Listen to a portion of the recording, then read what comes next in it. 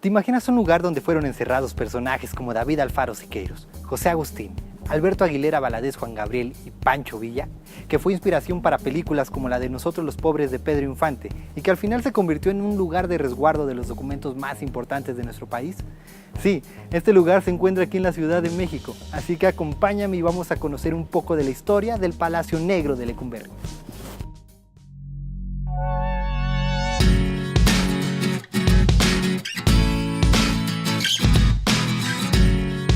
Porfirio Díaz planeó la construcción de un centro penitenciario, grande, que diera la imagen de un México poderoso económicamente y arquitectónico. Esto quería aparentar al mundo.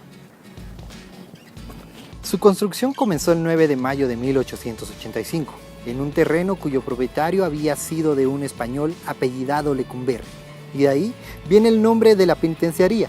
Abrió sus puertas el 9 de septiembre de 1900. A este lugar se le conoce como el Palacio Negro y hay tres versiones por lo cual le dicen así. La primera es por la piedra volcánica que se encuentra en la base de la construcción. La segunda es por las atrocidades que vivían aquí los reos cuando estaban encarcelados. Y la última es porque en los años 1900 hubo una inundación de aguas negras y esto oscureció la fachada. Así que bueno, ya conoces las tres, tú decides con cuál quedarte. Las crujías estaban acomodadas en torno a una torre de 35 metros de altura, donde había un custodio, el cual podía observarlos las 24 horas del día. Esto les creaba mucha presión y se sentían sumamente incómodos. Los presos eran colocados en galerías o en ese tiempo se les llamaba crujías, dependiendo del delito por el cual estaban encerrados.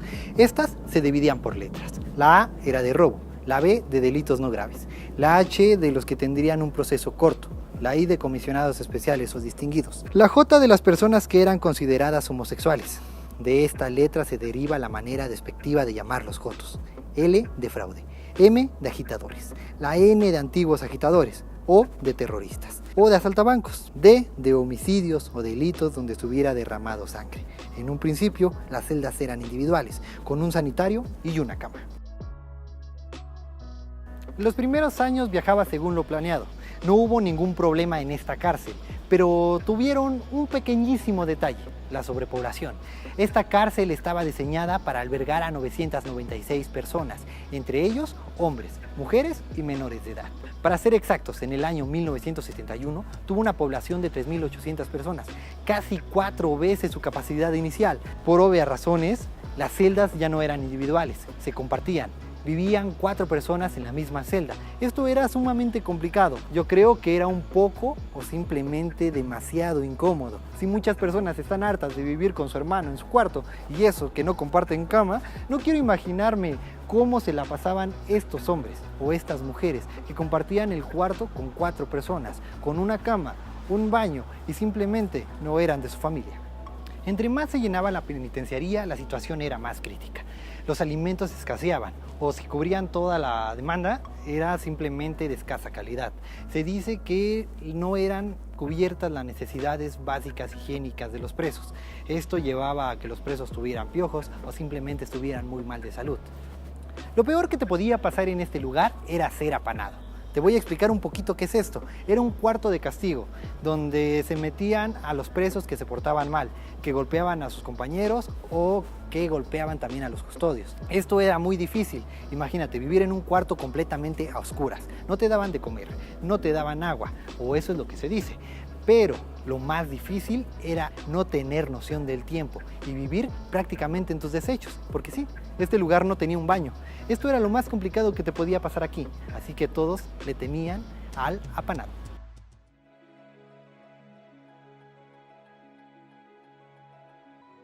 A este lugar se le conoce como el Torreón Norte. Estaba destinado para custodiar a todos esos presos políticos. Sí, esas personas que iban en contra del sistema. No solo pasó esto aquí. Esa noche del 68, en Tlatelolco, donde fueron encarcelados miles de estudiantes, muchos llegaron a este lugar. Estudiantes del Politécnico y de la UNAM fueron encarcelados en este sitio, donde estoy parado. Y bueno, no creo que solo sea un trago amargo de este Palacio de Lecumberri, sino también una de las noches más negras de la historia de nuestro país.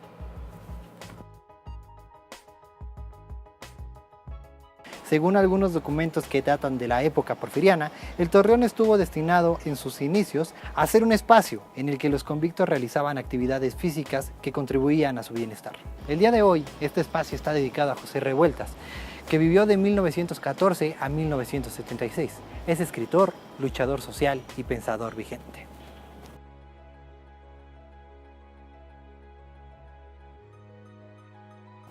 Aún en un lugar como Lecumberri hubo lugar para la creación. José Revueltas escribió la novela El Apando y David Alfaro Siqueiros pintó un mural, el cual aún existe y está aquí resguardado. También el Palacio de Lecumberri tuvo sus historias curiosas.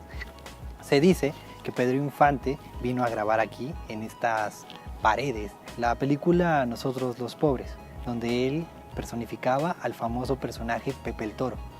Pero en realidad no fue así. Se hizo la locación para que pudieran grabar esta película. Entonces, simplemente es un mito. Nosotros los Pobres no fue grabada aquí. Nada más recrearon el Palacio de Lecumberri, donde se escucha el famoso grito donde Pepe el Toro es inocente.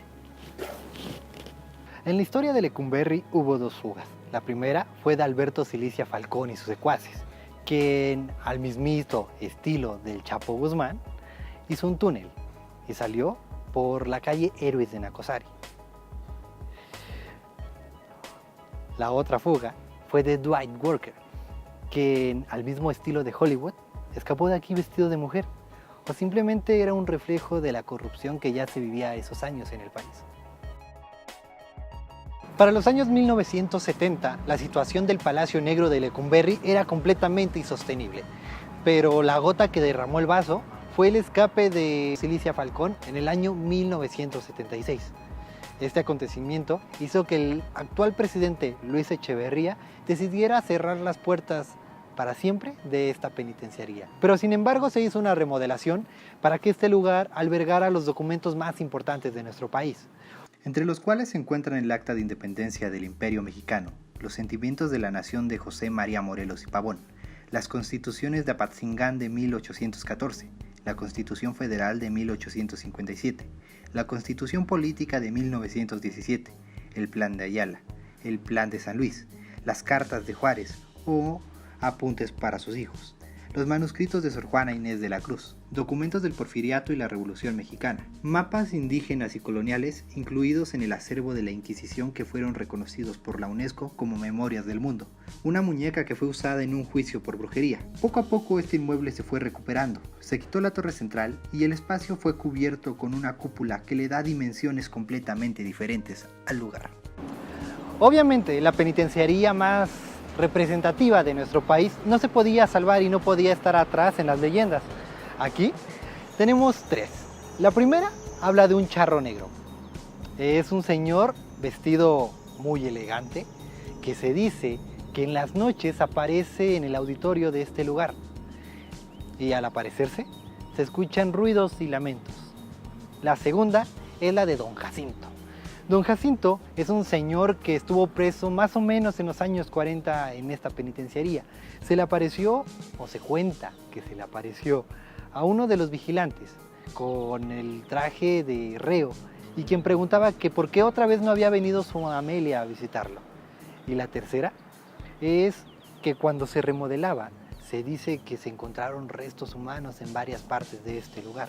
Simplemente son leyendas, no sabemos si son ciertas, pero es lo que mucha gente dice, aunque no hay nada que pueda verificarlo. Pero bueno, estas son un poco de las leyendas que también tiene este lugar, uno de los lugares más emblemáticos de nuestro país.